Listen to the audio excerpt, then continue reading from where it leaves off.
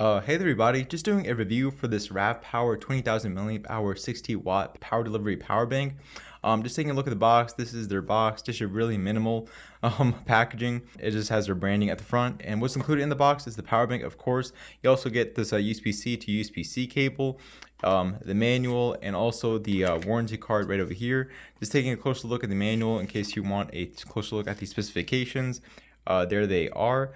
The model number for this power bank is RAVPower and in case you're wondering about the model number. And just taking a look at the power bank itself, this is a pretty small power bank. I gotta say, like, for a 20,000 milliamp hour power bank, I thought this was a 10,000 milliamp hour power bank, but it's not. It does have a 5.9 by 2.6 by 0.9 inch form factor, and it weighs about 13 ounces. So small and lightweight. You're gonna be able to fit this in your pocket if you have pockets that are big enough, that is. But you know, I would have no problem taking this as my daily driver power bank. And also with the fast charging that's available from these two charging ports, you get 60 watts of USB-C power delivery from the USB-C port, and 18 watts of a quick charge from the USB type A port. However, charging does fluctuate depending on if you're charging one or two devices at the same time. Like if you're charging a single device, you can use the full 60 watts from the USB-C port, or you can use the full 18 watts from the USB type A port, if you're charging a single device, that is. But if you're charging two devices, the USB-C port drops down to 45 watts, and the USB type A port drops down to 15 watts. So just something to know. And over on this side, this is where you can find the power capacity indicators. Press the power button and you just slice them up. They are blue. As you can see, we have about 75% of a capacity remaining with this power bank. And yeah, that's really about it. Sorry, I know my hands are really sweaty. Oh my God. Wow, okay.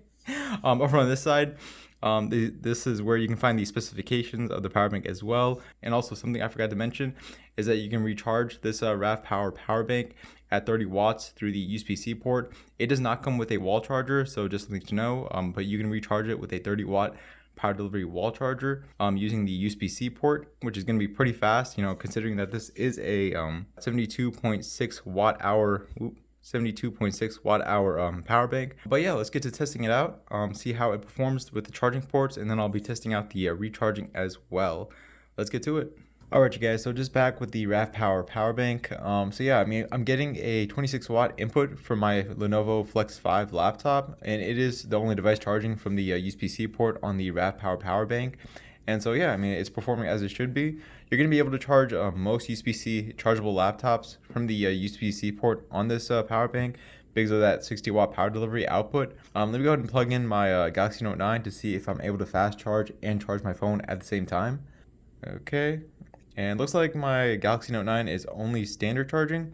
Oh, look what's happening right over here. Okay. Uh-oh. Looks like my laptop is recharging the power bank. Oh, okay. Let me go ahead and try to restart that by holding down the power button for the power bank.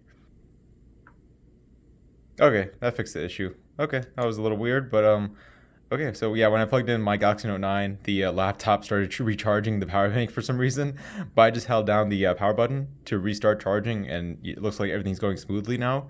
And so yeah, my laptop is charging at 26 watts like it's supposed to, and the Note 9 is standard charging. Yeah, I think this was to be expected because the USB-C port is now outputting 45 watts, and the USB type A port is outputting 15 watts, which isn't quick charge speed. So yeah, I mean, the Galaxy Note 9 is supposed to be standard charging at this point. Let me go ahead and disconnect my Lenovo laptop, check if fast charging starts. Yeah, there we go. So yeah, I mean, now the USB type A port is outputting 18 watts, which means that the Galaxy Note 9 is able to fast charge. I mean, yeah, there we go. That's what you can expect from the charging power of this RAVPower power bank. Let me go ahead and see if the USB-C port also features PPS, super fast charging. And so yeah, let me get my Galaxy S20 to test out if that USB-C port features PPS, super fast charging. Alright you guys, so just back with the Galaxy S20, just going to plug it into the USB-C port on this RAVPower charger to see if it's able to super fast charge at 25 watts. And no, I think this power bank is a bit older than some other power banks on the market. So I think it only features like standard power delivery charging. So in this case, I think the S20 is charging at about only 18 watts. Let me test that out real quick. Let me get my watt meter. Should have had this going before I started filming. But anyways, so check it out real quick.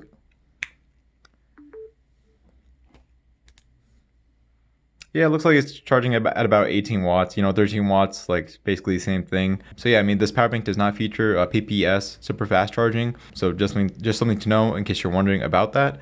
And let's move on to recharging the power bank to see if it's actually able to recharge at 30 watts. And in general, the output charging for this RAVPower power bank is good. I like it. I mean, it's really powerful. 60 watts of power delivery.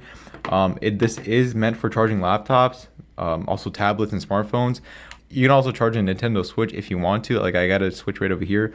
It is at 100% right now because I just keep it docked, and it's always charged up to 100%.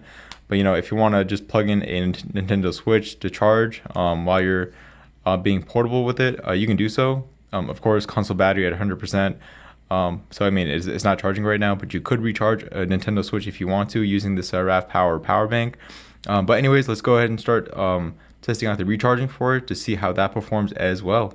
Alright guys, so recharging the RAVPower power bank, I am using this 100 watt U-Green power delivery wall charger. At a minimum, you will need a 30 watt power delivery wall charger to recharge it at its max speed. And currently I am getting a 28 watt, 29 watt input speed, basically the same thing. This is a 30 watt input speed, but just a reminder, you will need a 30 watt power delivery wall charger to recharge it at this speed. And if you are recharging it at 30 watts, you can expect a recharge time within about an hour and a half, which is really good considering that this is a 20,000 milliamp hour capacity power bank. So yeah, I mean, if you want the fastest recharge possible, get a 30 watt power delivery wall charger to get it back to full power as soon as possible. And that is the recharging for it. Alright you guys, that is a review for the RP-PB201 from RAVPower with a 20,000 milliamp hour capacity and a 60 watt USB-C power delivery output. I like this power bank. It's a decent one. The only thing that's really missing is the PPS super fast charging that I was talking about with the Galaxy S20. But other than that, I like it. I mean, it has the 60 watts of power delivery from the USB-C port, 18 watts of quick charge from the USB Type A port. It has the LED capacity indicators. It would have been helpful to have a digital capacity indicator at this point in 2022, but these dots do just fine, I suppose. And also the form factor, it's a really small and lightweight power bank.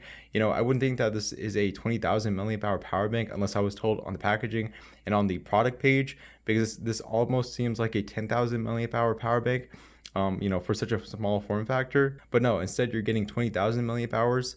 And so yeah, you can take it anywhere, charge your devices, fast charge your devices, and down in the description below, I will have a product link for this power bank as well as a review article link for the power bank in case you want to read a review for it. I will have that published eventually, and you will find that down in the description below. And I will see you all on the next video. All right, goodbye.